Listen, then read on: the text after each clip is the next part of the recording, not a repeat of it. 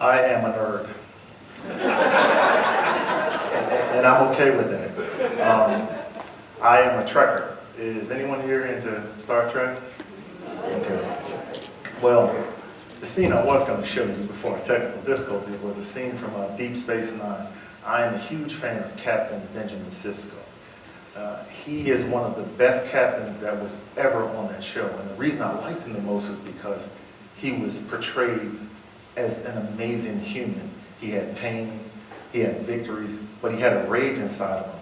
The biggest thing that caused this rage was that his wife was killed when an enemy attacked his ship.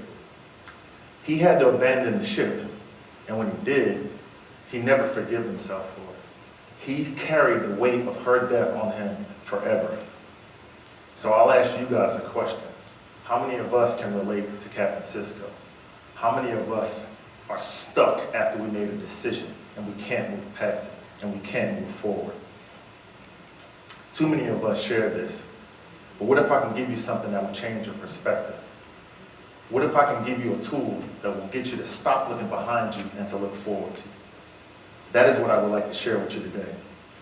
Madam Secretary, motivate board members, fellow speakers, honored guests. My name is Will T. Mobley III. I am a consultant with J&T Engineering, and it is my honor and privilege to speak with you today. I'm speaking on this topic because I firmly believe in this message.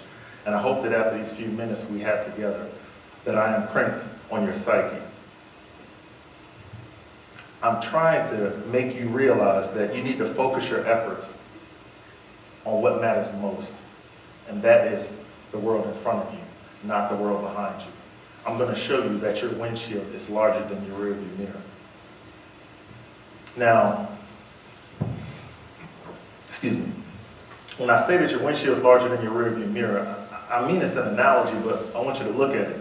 It is larger than your rearview mirror, but a majority of us spend all of our time looking through our rearview mirror, and we worry about what's behind us. But I'm trying to tell you that you need to focus your attention on what is in front of you, because those things behind you, you can't do anything about them anymore. So when I say behind you, again, it's an analogy, but what are some of those things that you need to put behind you? How about you put the word if behind you? Put it in your rearview mirror. What happened, happens. You can't do anything about it anymore. If we constantly say if, I want you to think of something. If is usually the beginning of a long conversation between your id and your ego. Think about it. If is a gigantic word with only 2 letters, because on the other side of if is usually something life-changing. If I would have got married. If I would have got that promotion. But if didn't happen, so why would you spend your time and your energy wasting on it? Here's something else that you should put behind you. How about blame? How about remorse? How about regret? Those things are nothing but emotional drainers, and they don't need to be in your windshield. They need to be behind you. Put them in your rearview mirror and be done with them. Here's something that you should put in your rearview mirror. How about punishing yourself? I guarantee you, out of the, say, 100 people that we have in here, somebody's punishing themselves for a decision that they made 10 years ago. Why are you doing that? Do not waste your time that you have on this earth punishing yourself for something that you cannot change. If it happened, it happened. In the words of one of my favorite comics, Steve Harvey, he said, if you made it through it, ain't no need to go back to it. So why are you punishing yourself for things that happen behind you? Put punishment in your rearview mirror and be done with it. There's a popular author named Don Miguel Ruiz, and Don Miguel Ruiz said something that I want to share with you. He said that true justice is only paying once for each mistake. True injustice is paying more than once for each mistake. Family, I want to give you true justice today. Stop punishing yourself.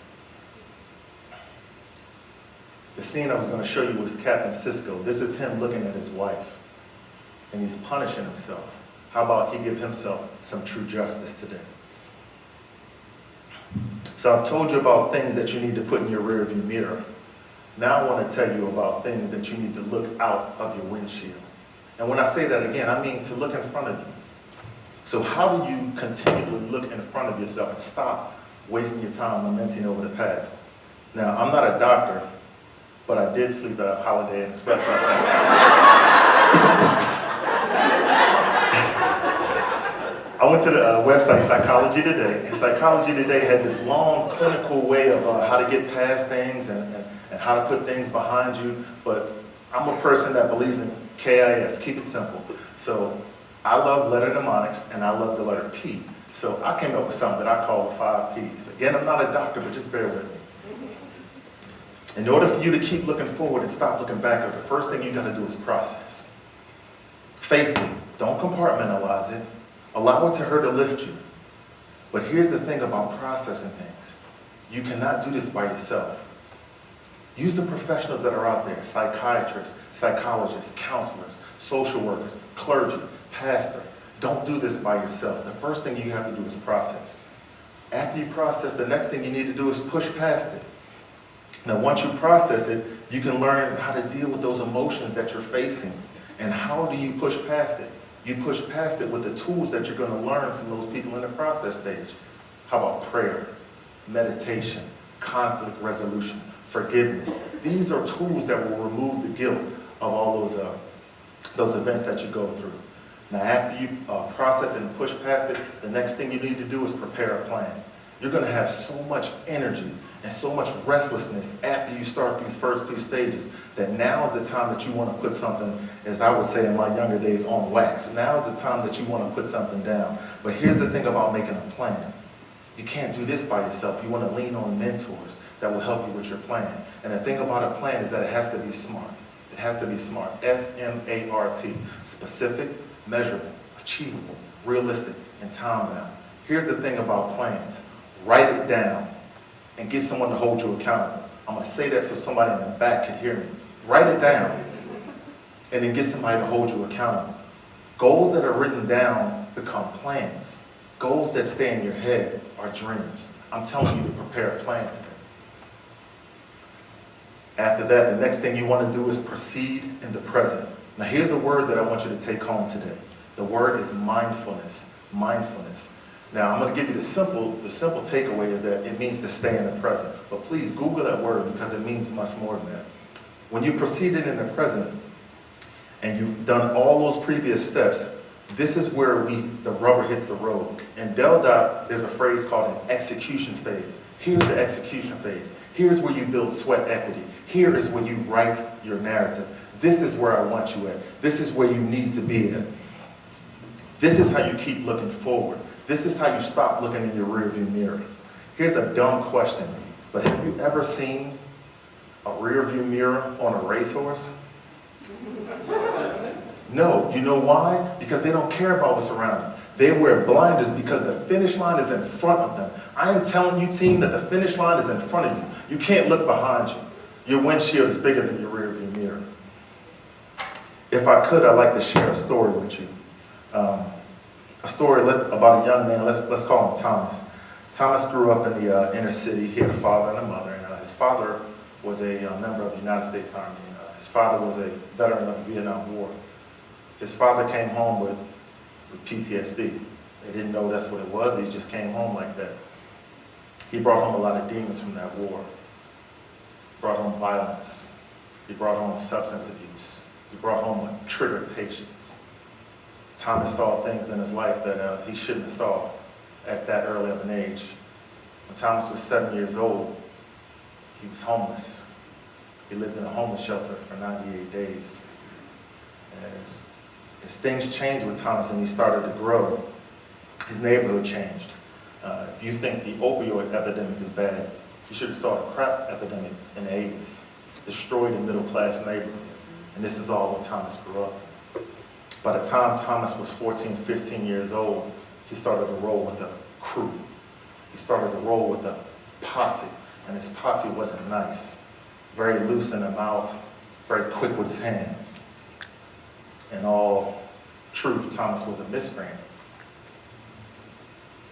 But Thomas got into a fight in a subway station, and he almost got pushed in front of a moving subway car, almost killed him. That moment made Thomas wake up. Thomas had to realize he had to change his outlook. By any means, statistics and narrative, Thomas should be dead, in jail, or a violent drug offender, but he's not. I'm going to tell you about Thomas now. Thomas is a married man with 5 beautiful children. Thomas is a degreed professional. Thomas served in the United States Air Force for 23 years. He traveled the world. He's seen places that others have only read about in books. Thomas can greet you. He can say hello to you in 5 different languages. You may ask why I know Thomas so well. Well, I'm him. My name is Will Thomas Mobley III. And I'm standing before you not to say that my life is perfect. I'm standing before you to say that when you realize, or scratch that, when you commit to looking forward in your life and not looking back, your life is going to change so much. Your attitude will become so much more pleasant because you won't dwell on your faults. You'll dwell on your potential. You will be much more emotionally available because you don't harbor guilt. You harbor understanding. You're going to knock goals down one by one. They're going to be varied because you don't worry about the pain of what's behind you. You worry about the hunger for what's next in your life.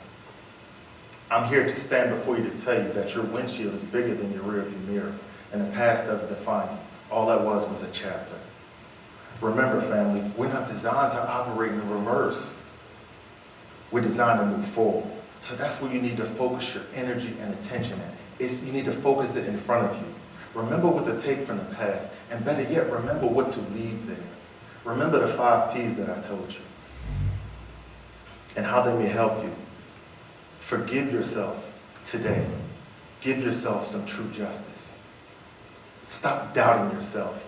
Be your biggest cheerleader.